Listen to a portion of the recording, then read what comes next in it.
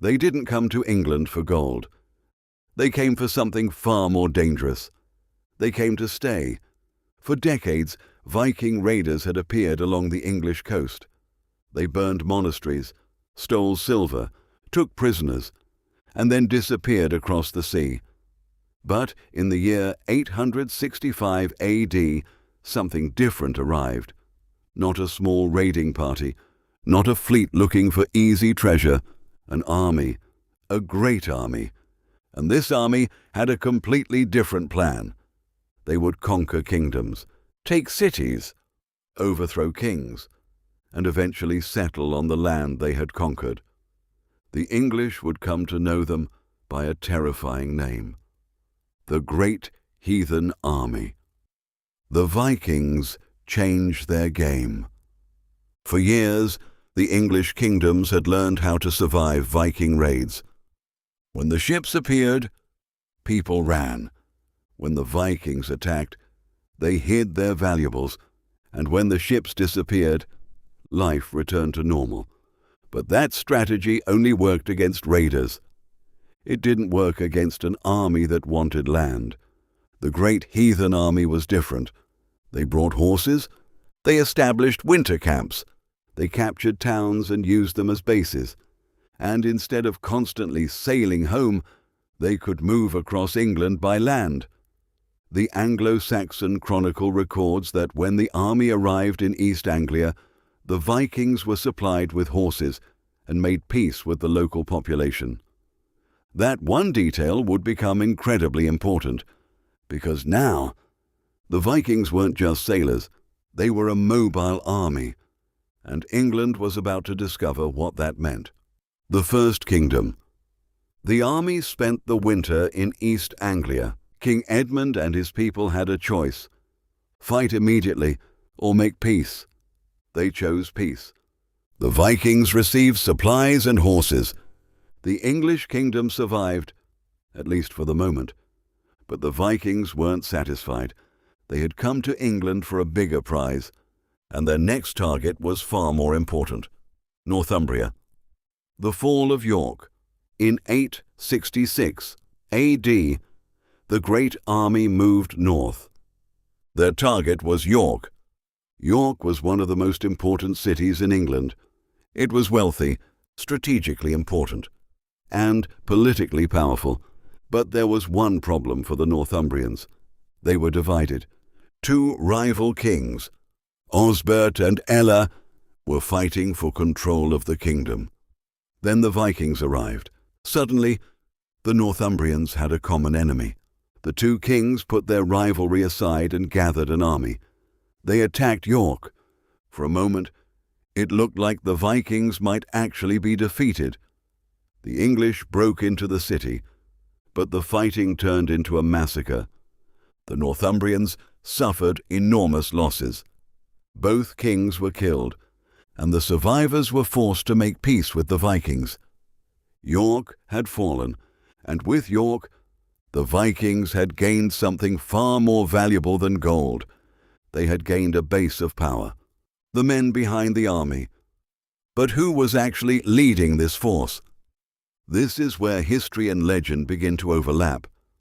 Later, Norse sagas tell us that the army was led by the sons of the legendary Ragnar Lothbrok. Names like Ivar the Boneless, Halfdan, Ubbe. The sagas describe them as brothers and connect the invasion to revenge for their father's death. But the contemporary English sources don't tell the story quite so neatly. They simply record a great Viking army and its leaders. Later traditions may have expanded and reshaped their stories over generations.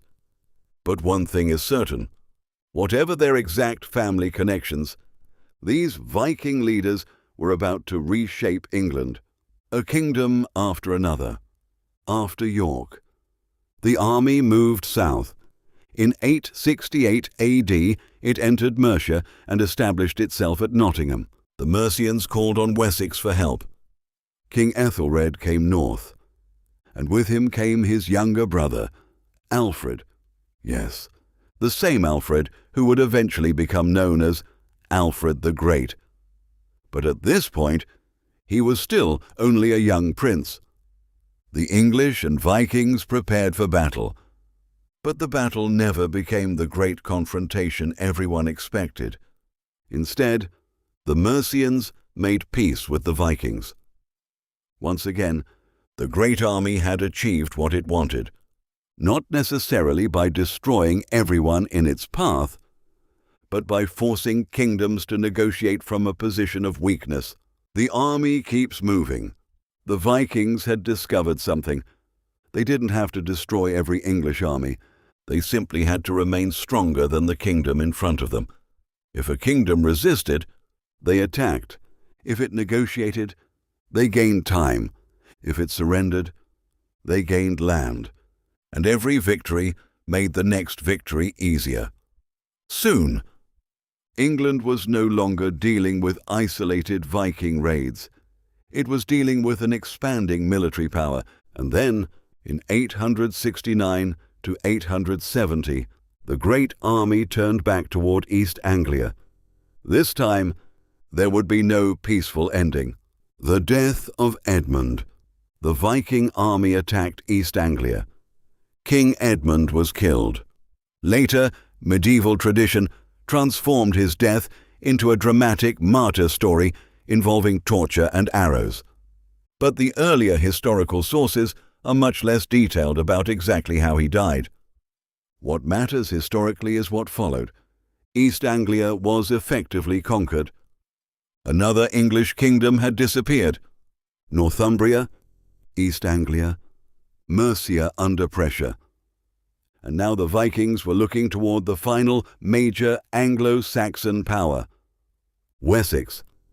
And Wessex had a king who had already fought them once. But soon, that king would die, and his younger brother, Alfred, would inherit a kingdom surrounded by Vikings. The year of battles. Then came 871 A.D. The Vikings entered Wessex. They captured Reading and established a strong position. The English army gathered, and Alfred marched alongside his brother Ethelred. The two sides met at Ashdown. For the first time, the Great Army faced an English force that refused to simply negotiate. The battle was brutal. The English managed to win a significant victory, but it wasn't the end. It was only the beginning of one of the most exhausting campaigns of the Viking Age, because in that same year, the English and Vikings would fight again, and again, and again. Wessex was running out of men, running out of money, running out of time, and Alfred was about to discover that defeating the Vikings on a battlefield wasn't enough. The kingdom that refused to die. By 871 A.D., Wessex was exhausted. The kingdom had fought the Vikings repeatedly, but the Great Army kept coming. And then Alfred's brother Ethelred died. The young prince became king. Alfred was now responsible for the survival of Wessex. He inherited a kingdom surrounded by enemies. But the Viking army had a problem too. They couldn't simply fight forever. They needed land, they needed food, they needed places to settle, and this would eventually change the nature of the war. The Great Army settles. After years of campaigning, the Vikings began turning conquered territory into something more permanent. They weren't just passing through anymore. They were becoming part of the land. Archaeological discoveries have strengthened this picture. Researchers have identified numerous sites connected to the Great Army, including evidence of camps, trade, metalworking, and settlement. The army wasn't simply a group of pirates. It had become a community: warriors, traders, craft workers, families, settlers, and England was changing around them. Repton. In 873 A.D., the Vikings established themselves at Repton in Mercia. This wasn't just another temporary camp, it was strategically important. From here, the Vikings could control huge areas of central England, and then something happened. The great army began to change. It no longer moved as one enormous force. Different Viking leaders began taking different parts of the army in different directions. Halfdan took a major force north, and another group would eventually move south under leaders including Guthrum. The army that had once appeared unstoppable as one force was beginning to split. But that didn't mean the danger was over. It meant the danger was spreading. Halfdan's kingdom. Halfdan moved north into Northumbria, and instead of simply raiding, the Vikings began settling. Land was divided. Farming began.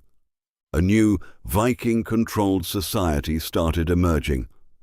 The warriors who had once arrived as outsiders were becoming rulers and landowners.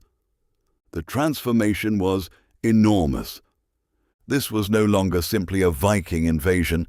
It was the beginning of a new England. Guthrum returns. Meanwhile, Guthrum and his forces moved south. Their target? Wessex. Alfred had survived years of Viking attacks. He had rebuilt his defenses. He had learned how the Vikings fought.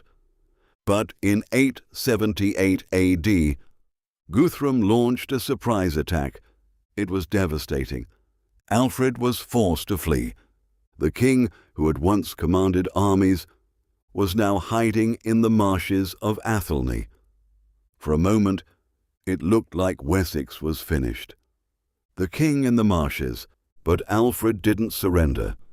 Instead, he began rebuilding. Messengers traveled secretly through the countryside. Men loyal to the king gathered. Weapons were collected. Food was stored. And slowly, an army began forming. The Vikings believed Alfred was defeated. They were wrong. By the spring of 878, Alfred was ready. He emerged from the marshes and marched toward Guthrum. The two armies met at Edington. This was the moment everything changed. The Battle of Edington. The Vikings had conquered kingdoms. They had defeated kings. They had survived countless battles. But now they faced an English army led by a king who had spent years learning how they fought. The English formed their shield wall. The Vikings formed theirs.